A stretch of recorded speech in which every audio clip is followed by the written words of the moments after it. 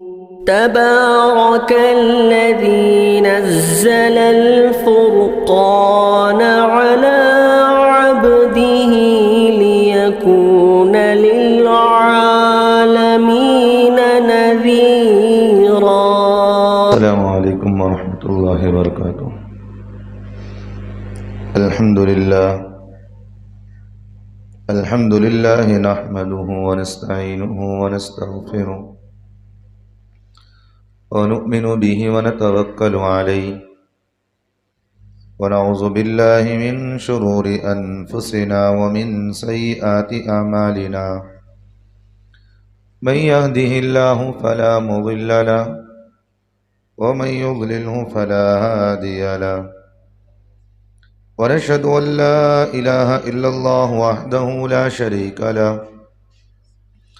ونشهد أن سيدنا ونبينا وحبيبنا ومولانا محمدا عبده ورسوله. أما بعد فأعوذ بالله من الشيطان الرجيم. بسم الله الرحمن الرحيم. وَلَنَبْلُوَنَّكُمْ بِشَيْءٍ مِّنَ الْخَوْفِ وَالْجُوعِ وَنَقْصٍ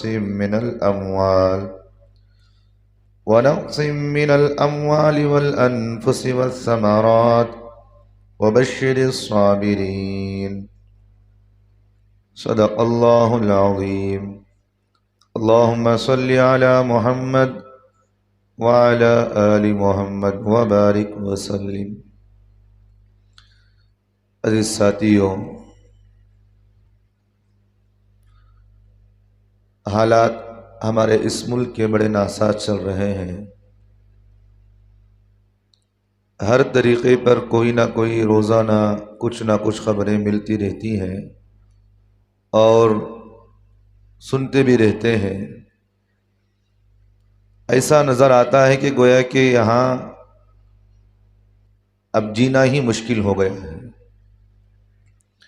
اور حالات ایسے بنتے ہوئے نظر آ رہے ہیں کہ جو محنتیں ہم نے کی رکھی ہیں، جو ہمارے اکابرین نے جو محنتیں کیے ہیں اور جو ہمارے اصحاب، ہمارے بزرگان دین اور جو ہمارے اکابرین اللہ والوں نے جو محنتیں کی ہیں، ایسا نظر آتا ہے کہ یہ ساری محنتوں پر پانی پھر جائے. ایسے حالات نظر آتے ہیں.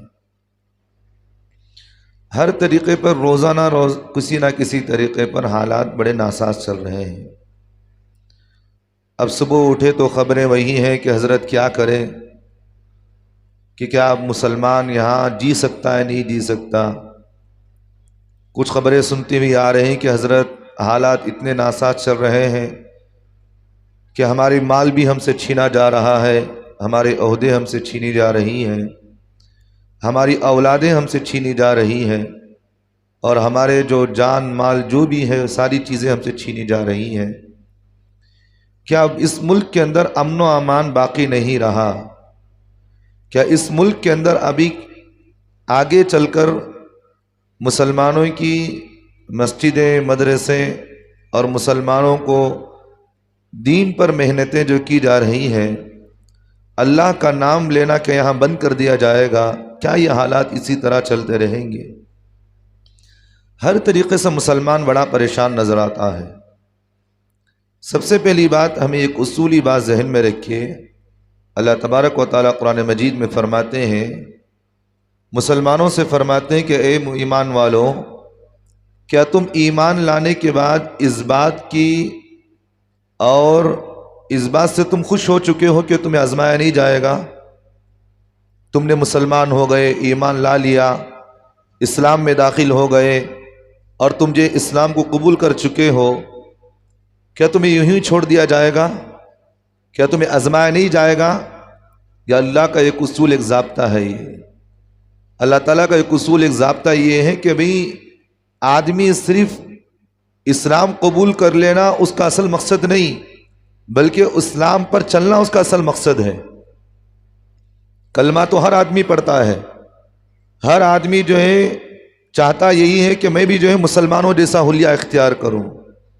آپ دیکھتے ہیں کچھ جو ہے سیاستدانوں کو آپ دیکھتے ہیں کہ رمضان کا موقع آیا تو ٹوپی پہن لیے، افطار کی پارٹیوں میں بیٹھ گئے، اور پھر جو ہے کلمہ پڑھ لیتے ہیں، نماز بھی پڑھ لیتے ہیں، تو کیا وہ مسلمان ہو جاتے ہیں؟ نہیں ہوتے۔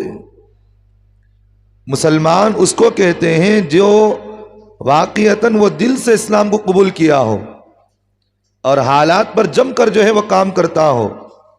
جو بھی حالات آ جائے ان حالات پر جم کر کام کرنے کا نام مسلمان ہے۔ اپنے ایمان کی حفاظت، کسی بھی طریقے کی حالات آ جائے، حالات سے دیکھ کر انسان کا بگڑ جانا ایمان کو مسلمان کو، اس بندے کو مضبوطی کے ساتھ آگے نہیں چل سکتا، انہیں آگے چل کر اسے ثابت قدمی نہیں ملے گی۔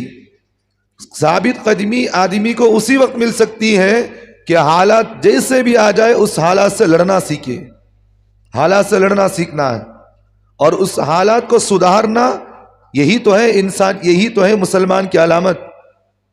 اس لیے اللہ کے رسول صلی اللہ علیہ وسلم نے فرمایا مسلمان نہ کسی کو دھوکہ دیتا ہے، نہ کبھی مسلمان دھوکہ کھاتا ہے۔ بات سمجھ میں آ گئی؟ مسلمان نہ کبھی کسی کو دھوکہ دیتا ہے، نہ کبھی مسلمان دھوکہ کھاتا ہے، بلکہ مسلمان ہمیشہ چوکنا رہتا ہے۔ ہر طریقے کے حالات آپ پر آئیں گے، ہر طریقے کے حالات۔ حضرت خباب رضی اللہ عنہ کے بارے میں یہ بات لکھی ہوئی ہے، حضرت خباب رضی اللہ عنہ حضرت عمر فاروق رضی اللہ عنہ کی مجلس میں بیٹھے ہوئے تھے۔ حضرت خباب رضی اللہ عنہ جو بیٹھے ہوئے تھے حضرت عمر فاروق عنہ کی مجلس میں، تو حضرت عمر نے پوچھا کہ اے خباب، تم نے اسلام کو ابتدائی دور میں کس طرح تم نے اسلام پر جمے رہے ہو؟ ابتدائی دور تھا، حالات بڑے ناساز چل رہے تھے، اور جو ہے مسلمانوں کو کسی بھی طریقے سے ختم کرنے کی کوشش کی جا رہی تھی، اس وقت تم نے اپنے ایمان کی حفاظت کیسے کی؟ تو حضرت خباب رضی اللہ عنہ نے جو ہے اپنے کرتے کو اٹھایا، تو حضرت خباب نے جب سے کرتے کو اٹھایا تو دکھایا کہ ان کے جسم پر جو کرتا اٹھائے تو ان کے کمر پر سوائے ہڈی کے کوئی چیز باقی نہیں تھی، ہڈی کے اور کوئی چیز باقی نہیں تھی۔ گوشت بھی ان کا گل چکا تھا، جو چمڑا بھی ان کا جو ہے نکل چکا تھا، اور جو ہے ان کے جسم پر چربی تک باقی نہیں رہی تھی سوائے ہڈی کے، سوائے ہڈی کے کوئی چیز باقی نہیں تھی۔ تو حضرت خباب رضی اللہ عنہ نے حضرت عمر سے فرمایا کہ عمر امیر المؤمنین، یہ میں نے جو ہے اسلام کی حفاظت اس طرح میں نے کی ہے، اپنے ایمان کی حفاظت میں نے اس طرح کی ہے۔ تو حضرت عمر فاروق رضی اللہ عنہ نے ان سے پوچھا کہ اے خباب یہ کیسے ہوا؟ تو حضرت عمر فاروق سے حضرت خباب نے فرمایا امیر المؤمنین، جب میں نے اسلام قبول کیا تو اس وقت جو ہے سارے کفار مجھے ٹوٹ پڑ جاتے، مارتے مجھے، اور میرے پر حالات اس طرح ہے کہ ایک وقت ایسا آیا کہ گرم ریت پر اور اس پر انگار جلائی جاتی، کولے جلے ہوئے ہوتے، اس انگار پر مجھے لٹا دیا جاتا تھا، لٹا دیا جاتا مجھے، اور اس انگار کی تپش سے میرے جسم کا جو اوپر کا چمڑا وہ بھی گل گیا، اور گوشت بھی پک کر وہ بھی گل گیا، اور جسم میں جو چربی تھی اس چربی کے وجہ سے وہ جو ہے انگار بجھ جایا کرتی تھی، لیکن ان پر اس وقت بھی رحم نہیں آتا تھا، اس وقت بھی ان پر رحم نہیں آتا، اس وقت بھی وہ مجھے کہتے کہ اسلام سے پھر جا، ہم تجھے چھوڑنے کے لیے تیار ہیں۔ تو حضرت عمر فاروق رضی اللہ عنہ نے کہا اے خباب، تیری یہی ثابت قدمی تجھے آج اس عہدے پر پہنچائی ہے، یہی تیری ثابت قدمی ہے جو تو نے اسلام پر ثابت قدم کے ساتھ رہا، اس وقت جو ہے جو تو نے محنتیں کی، آج اللہ نے تجھے عہدہ دیا ہے۔ تو حالات کچھ بھی آئے، مسلمان کی ذمہ داری یہ ہے کہ ایمان پر باقی رہے۔ حالات کو دیکھ کر ڈر جانے والا کبھی آگے نہیں بڑھتا، حالات کو دیکھ کر ڈرنا نہیں ہے، حالات کو سدھارنے کی فکر ہمیں کرنا چاہیے۔ حالات جب بھی آئے ہم اللہ کی طرف متوجہ ہو، اللہ سے کہے کہ اللہ حالات بھی تیرے طرف سے آنے والی ہیں، اے اللہ اس حالات کی وجہ سے مجھے اپنے مقصد سے ہلنے نہیں دینا، تو مجھے اپنے ایمان سے مجھے ہلنے نہیں دینا، اللہ مجھے ایمان پر ثابت قدم رکھ، اللہ کچھ بھی ہو جائے مجھے ایمان پر ثابت قدم رہنا ہے۔ اور ایک مثال آپ سمجھیں، شیخ الہند رحمت اللہ علیہ، حسین احمد مدنی رحمت اللہ علیہ، یہ بڑے اللہ والے گزرے ہیں، شیخ الہند رحمۃ اللہ علیہ کو جس وقت جو ہے مالٹا کی جیل میں رکھا گیا، مالٹا کی جیل میں رکھا گیا ہندوستان کی آزادی کے وقت، حضرت جو ہے آزادی کے بعد اپنے گاؤں آئے. اپنے گاؤں آنے کے بعد کلکتہ کا سفر ہوا حضرت کا. وہاں پر کلکتہ کا سفر تھا، وہاں ایک پروگرام تھا، حضرت وہاں اس کلکتہ میں اس گاؤں میں رہتے تھے. ہوا اس طرح کہ حضرت کا انتقال ہو گیا اسی وقت. ناساز حالت تھی، عمر دراز تھے، کئی سال جیل میں گزارے تھے، وہاں کی تکلیفیں ساری چیزیں برداشت کیے تھے. تو حضرت شیخ الہند رحمۃ اللہ علیہ کو کلکتہ میں جہاں حضرت کا جب انتقال ہوا تو ان کے بیٹے وہاں نہلانے کے لیے، جنازے کو نہلانے کے لیے، حضرت کو نہلانے کے لیے اندر داخل ہوئے. ان کے ساتھ جو ہے اور بھی کچھ لوگ تھے جو حضرت کے نہلانے میں ان کے ساتھ جو ہے جم گئے تھے اور وہاں جو ہے پانی وغیرہ اٹھا کر دیتے تھے. ہوا اس طرح کہ شیخ الہند رحمۃ اللہ علیہ کو جب پانی نہلایا گیا تو اس وقت شیخ الہند رحمۃ اللہ علیہ کے جسم پر جیسے ہی کپڑا ہٹایا گیا تو پورے جسم پر گوشت باقی ہے لیکن کمر پر گوشت باقی نہیں تھا سوائے ہڈی کے. لوگوں نے پوچھا کہ کیا بات ہے؟ کہا کہ کوئی بات نہیں، چھوڑے کوئی بات ہوگی، نہلا کر ختم کریں. جب نہلایا گیا، جنازے کو تدفین کر دیا گیا. اس کے بعد شیخ الہند رحمۃ اللہ علیہ کے ساتھ ان کے ایک شاگرد مالٹا کی جیل میں حضرت کے ساتھ تھے. ان کے شاگرد کو پکڑا گیا، پوچھا کہ بھئی یہ بات کیا ہے کہ حضرت کے جسم پر ہم نے جو ہے غول دیکھا، جسے ہم کہتے ہیں کہ بھئی کوئی بندہ اگر کوئی شرارت کرتا ہے، کوئی اگر حکومت اسے کوئی سزا دیتی ہے، اندر میں کیا کرتی ہے؟ اسے راٹ گرم کر کو لگاتے ہیں، سلاخیں، سلاخ دیتے نا، سلاخ. تو اس طرح حضرت کی جسم پر، پورے جسم پر سلاخ کے نشان پڑے ہوئے تھے. داغے جو جسم پر داغا جاتا ہے، کمر پر جو ہے اتنا داغا گیا تھا، اتنا داغا گیا تھا کہ حضرت کے کمر پر ہڈی کے سوا کوئی چیز باقی نہیں تھی. تو اس حضرت جو ہے شاکر جو مالٹا کے جیل میں تھے ان کو پکڑا گیا، ان سے ملاقات ہوئی، ان سے پوچھا کہ بھئی مسئلہ کیا ہے؟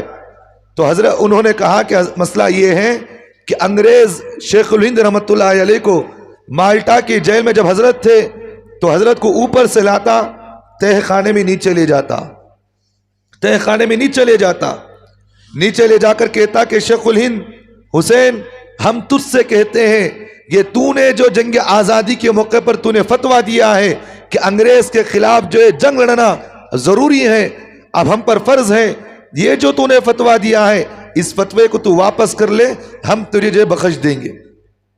شیخ الہند رحمۃ اللہ علیہ فرمایا میری جان بھی چلے جائے لیکن اس فتوے سے ہٹنے والا نہیں. بلا آخر وہ داغتا تھا، ہر دن جو ہے حضرت کو تہ خانے میں لے جاتا، حضرت کے جسم پر جو ہے لوہے کی سلاخیں داغی جاتی لیکن اپنے مقصد سے پیچھے نہیں کسے، مقصد سے پیچھے نہیں کسا. ایک وقت ایسا موقع بھی آیا، انگریز جو ہے جج بیٹھا ہوا تھا، اس جج نے شیخ الہند رحمۃ اللہ علیہ سے کہا اے شیخ الہند، تو نے جو فتویٰ دیا ہے انگریز کے خلاف جو ہے جنگ لڑنا یہ فرض ہو گیا، اس فتوے کو تو واپس لے لے. کون بولا؟ جج بیٹھ کر کہنے لگا. شیخ الہند رحمۃ اللہ علیہ اس وقت جو ہے کچہری میں کھڑے ہوئے تھے، اپنے جو ہے کندھے پر ایک کپڑا ڈالتے تھے، اپنے کندھے پر ایک کپڑا ڈالتے. حضرت نے اس کپڑے کو اٹھایا، انگریز سے کہا میں نے اپنی زندگی کے ساتھ اپنی زندگی میں ہی کفن کو اپنے ساتھ لے کر چلتا ہوں، میں انگریز سے اتنا نفرت کرتا ہوں کہ میرے مرنے کے بعد بھی میرے جسم کے ہر ریزہ ریزہ سے یہ آواز آئے گی کہ شیخ الہند جو ہے انگریز کا دشمن ہے، میں اتنا ان سے دشمنی کرتا ہوں. میرے بھائیوں، بتانے کا مقصد یہ ہے آدمی پر جب بھی حالات آ جائے، آدمی حالات سے نہیں بھاگنا. حالات جب بھی آ جائے حالات سے ڈٹ کر لڑنا یہ انسان کو ثابت قدمی کی علامت ہے. اس کی مثال کے طور پر گھر کے اندر کبھی حالات آ گئے، کھانے کے لیے کھانا نہیں، پریشان ہے، بچے بیمار ہیں، ہر طریقے سے آدمی پریشان ہے، ساری دنیا والے اس سے جو ہے مدد کے ہاتھ اٹھا دیے ہیں. اب اس کا مقصد کیا ہونا چاہیے؟ پھر بھی انہیں ہمت نہیں ہارنا، پھر بھی ہمت نہیں ہارنا. اس کے ساتھ اگر ساری دنیا بھی ہاتھ چھوڑ لے تو اس کا خدا اس کا ہاتھ نہیں چھوڑے گا. اللہ تو ساتھ ہے. یہی تو بات اللہ تعالیٰ مسلمانوں کو اس بات سے جو ہے آگاہ کرنا چاہتے ہیں، مسلمانوں کو بتاتے ہیں وَلَنَبْلُوَنَّكُمْ بِشَيْءٍ مِّنَ الْخَوْفِ وَالْجُوعِ وَنَقْصٍ مِّنَ الْأَمْوَالِ وَالْأَنفُسِ وَالثَّمَرَاتِ وَبَشِّرِ الصَّابِرِينَ۔ اللہ تعالیٰ کہتے ہیں اے ایمان والو، اے مسلمانوں، وَلَنَبْلُوَنَّكُمْ بِشَيْءٍ، ہم تم لوگوں کو خوف سے ڈرائیں گے، یعنی کہ کچھ لوگ تمہیں ڈرائیں گے، جان سے ڈرائیں گے، تمہارا مال چھیننے پر ڈرائیں گے، اور تمہیں بھوک سے تکلیف دیں گے، ہر طریقے سے تمہیں تکلیف دیں گے۔ اللہ آگے کہتے ہیں تمہیں ضرور بضرور اس پر آزمایا جائے گا۔ اللہ آگے کہتے ہیں وَبَشِّرِ الصَّابِرِينَ، جو بندہ ان حالات پر جم کر رہے گا وہ صبر کرنے والا ہوگا، وہ اللہ کے نزدیک مقبول ہوگا، وہ اللہ کے نزدیک مقبول ہوگا۔ اس لیے میرے بھائیوں، حالات کو دیکھ کر بگڑ جانا یہ ایمان والے کی علامت نہیں، ایمان والے کی علامت نہیں۔ آج جو ہے کچھ آپ دیکھے ہوں گے، دو تین لوگوں کو مالیگاؤں میں آپ دیکھے ہوں گے سوشل میڈیا کے اندر، 3 مسلمان یا 4 مسلمانوں کو گورکشک کے نام پر ان کو مارا گیا، خون سے لپٹیٹ کر دیا گیا، ان کے جسم پر ریزہ باقی نہیں رہا۔ 3 میں سے 2 جو ہے، ایک بندہ تو مر گیا اسی وقت، 2 تو آج بھی جنگ لڑ رہے ہیں موت کی۔ حالات اتنے ناساز ہیں۔ بھئی گائے ایک ایسی چیز جسے کھایا جاتا ہو، جو اللہ نے کھانے کے لیے وہ چیز جو ہے رکھا ہے، لیکن آج کہا جاتا ہے کہ جو ہے گائے کو ذبح کرنے پر ہم تمہیں پابندی لگا دیں گے، جو بندہ اس کو ذبح کرے گا ہم تمہیں ماریں گے۔ بڑے افسوس مندی کی بات ہے۔ سوال یہ ہوتا ہے کہ اگر تم اس گائے کو یہ سمجھتے ہو کہ جو ہے گائے ذبح کرنا اگر گناہ ہے، ایک جاندار کی جو ہے جان لینا گناہ ہے، تو بتاؤ دنیا کے اندر کوئی چیز ایسی ہے جو بندہ کھا کر جی سکتا ہے؟ کھا کر جی سکتا ہے؟ مجھے بتاؤ بھئی۔ جو پھل اور فروٹ اور جو ترکاری ہم کھاتے ہیں نا، اللہ نے اس کے اندر بھی جان رکھا ہے، رکھا نہیں رکھا ہے؟ اس کے اندر بھی اللہ نے جان رکھی ہے، صرف یہ بولتے نہیں ہیں، اللہ نے ان کے اندر بھی جان رکھا ہے۔ اس لیے اللہ نے قرآن مجید میں فرمایا سبح للہ ما فی السماوات وما فی الارض، ہر زمین کے آسمان کے اندر جتنی بھی ساری مخلوق ہیں وہ سب اللہ کی تسبیح بیان کرتے ہیں، تسبیح سب بیان کرتے ہیں۔ اور تسبیح جو جاندار ہوگا وہی تو تسبیح بیان کر سکتا ہے، مردار کبھی تسبیح بیان کر سکتا ہے کیا؟ بتاؤ بھئی، ایک آدمی مر گیا، مر جانے کے بعد وہ عبادت کر سکتا انہیں، نماز پڑھ سکتا انہیں، روزہ رکھ سکتا انہیں، حج کر سکتا؟ نہیں کر سکتا۔ اس پر جو فرائض تھے وہ زندگی میں تھے، زندہ تھا تو فرض تھا، مر گیا تو سارے فرائض ختم ہو گئے اس پر سے، ہوا نہیں ہوا؟ اگر اس پر نماز فرض ہوتی تو اپنے کی جنازے کی نماز، اپنی جنازے کی نماز انہیں خود پڑھ لیتا، انہیں خود سے حکم دیا تھا کہ بھئی اپنی جنازے کی نماز تو خود پڑھ لے، لیکن وہ مردار ہے۔ اللہ تعالیٰ نے ہمیں اس بات کا حکم دیا ہے مرنے سے پہلے تک بندے کے اعمال باقی رہیں گے، مرنے کے بعد اس کے اعمال کا ساری فہرست بند کر دی جاتی ہے، ساری فہرست بند کر دی جاتی ہے۔ اور اللہ کے رسول صلی اللہ علیہ وسلم نے جو ہمیں دعا سکھائے، اللہم اغفر لحینا ومیتنا وشاہدینا، کا مطلب کیا ہے؟ اے اللہ ہم دعا کرتے ہیں اس میت کی مغفرت فرما، زندہ تھا مر گیا، اب یہ عبادت کے قابل نہیں رہا، اب یہ عبادت کے قابل نہیں رہا، یہ جو تو نے اس نے جو عبادتیں کی قبر میں اس کا ثواب پائے گا، اب عبادتوں کے قابل نہیں ہے، یہ ختم ہو چکا ہے۔ یہ بات ہمیں سمجھانا چاہتے ہیں، زندہ انسان عبادت کا جو ہے عبادت کر سکتا ہے، مرا ہوا انسان عبادت نہیں کر سکتا۔ لوگ اگر یہ کہتے ہیں کہ جاندار کو ذبح کرنا گناہ ہے، ہم مانتے ہیں کہ بھئی صحیح بات، اگر کوئی آدمی یہ کہتا ہے کہ جاندار کو ذبح کرنا گناہ ہے تو دنیا کے اندر کوئی چیز آدمی نہیں کھا سکتا، کوئی چیز نہیں کھا سکتا۔ سمندر کی مچھلی آدمی بڑے شوق سے کھاتا ہے، وہ بھی تو جاندار ہے، کیوں اسے پکڑ کر کھایا جاتا ہے؟ کیا اس کے پاس زبان نہیں؟ کیا اس کی جان کی قدر نہیں ہے؟ بکرا جو ہے وہ بھی جاندار ہے، اس کو بھی ذبح کرنا منع ہونا چاہیے تھا، ہے کہ نہیں؟ جو ترکاریاں ہم کھاتے ہیں وہ بھی تو کھانا منع ہے، کیونکہ وہ بھی جاندار ہوتی ہیں۔ تو معلوم یہ ہوا جو چیز اللہ نے انسان کے لیے کھانے کے لیے مقرر کر رکھا ہے اس کا کھانا جائز ہے، اس کا کھانا جائز ہے. اگر کوئی یہ کہتا ہے کہ اس کو کھانے کی اجازت نہیں، یہ نہیں کھایا جا سکتا، ہم اس کو بھگوان خدا مانتے ہیں، یہ آپ کے نظریے میں ہے لیکن ہم اس کو خدا نہیں مانتے. مسلمان خدا ایک مانتا ہے، ایک خدا مسلمان مانتا ہے. مسلمان کا عقیدہ بھی یہی ہے کہ وہ مسلمان جو ہے خدا ایک مانتا ہے، ہر ایک کو خدا نہیں مانتا.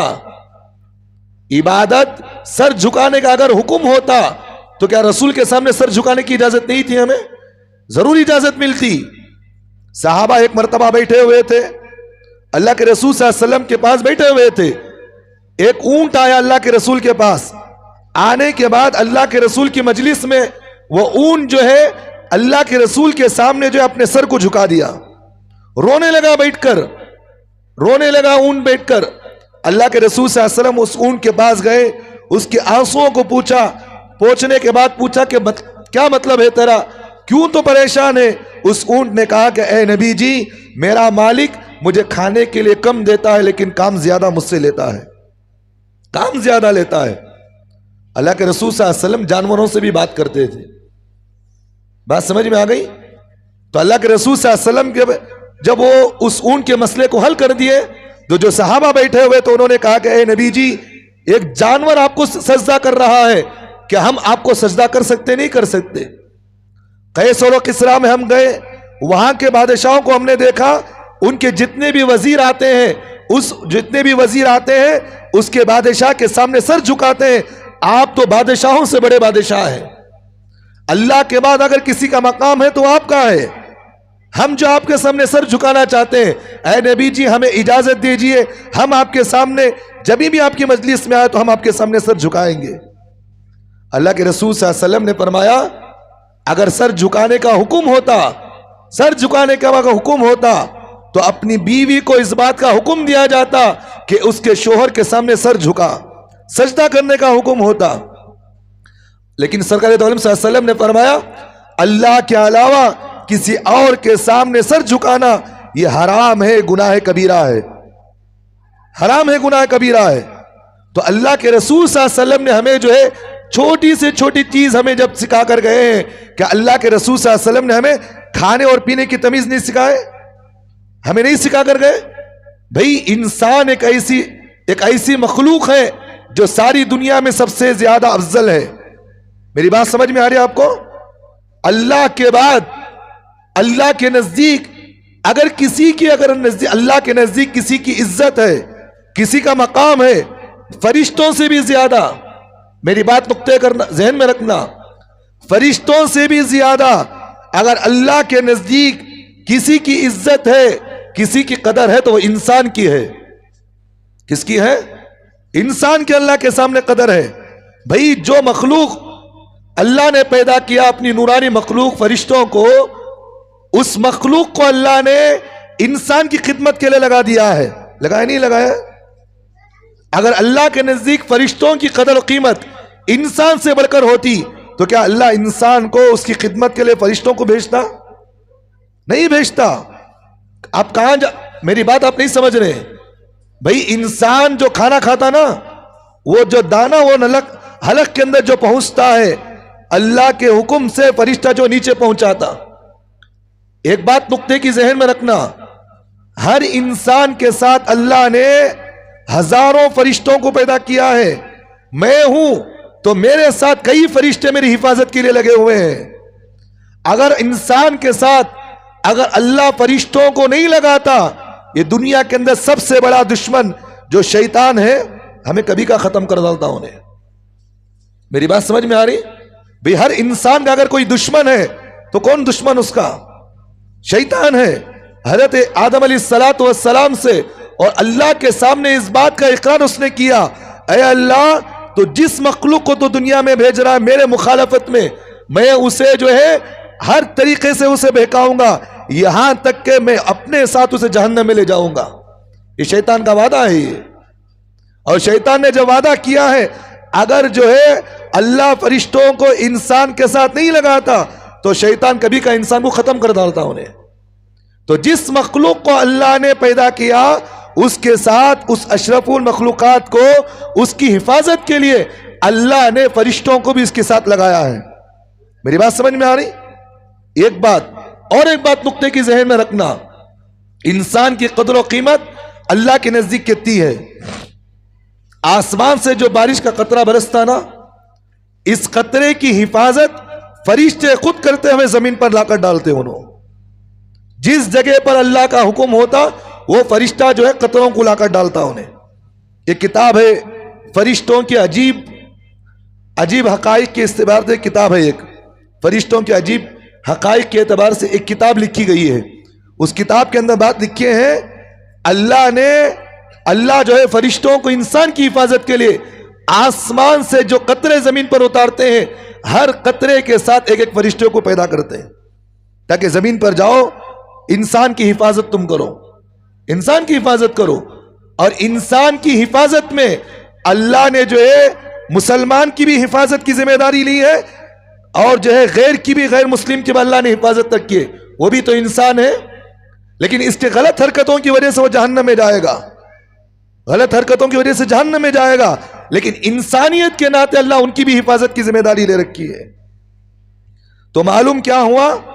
اللہ نے جو ہے اشرف المخلوقات بنایا ہے، تو اس کے اتباع میں اللہ نے بتایا انسان اشرف المخلوقات ہے، یہ ساری دنیا کی چیز ہے، یہ انسان کی غلام ہے. یہ بات سمجھ میں آ رہی ہے میری؟